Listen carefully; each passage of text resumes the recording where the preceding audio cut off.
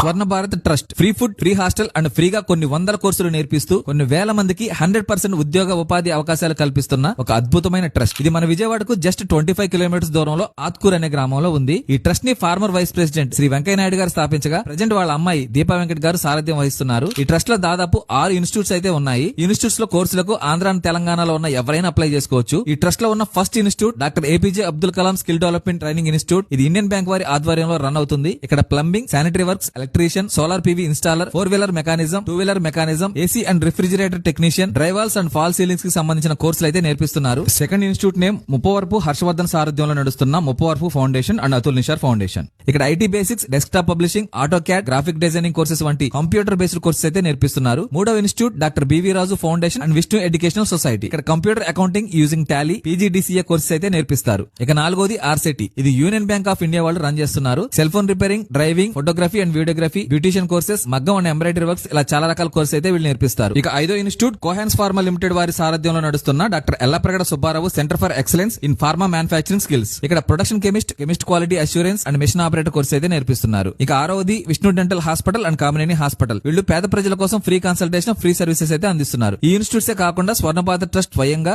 Nurse training, hotel management లాంటి కోర్సులు కూడా నేర్పిస్తున్నారు. స్క్రీన్ మీద డిస్ప్లే చేసిన ఫోన్ నంబర్ కాల్ చేసి అప్లై చేసుకోండి, లేదా ఈ క్యూఆర్ కోడ్ ని స్కాన్ చేసి కూడా అప్లై చేసుకోవచ్చు.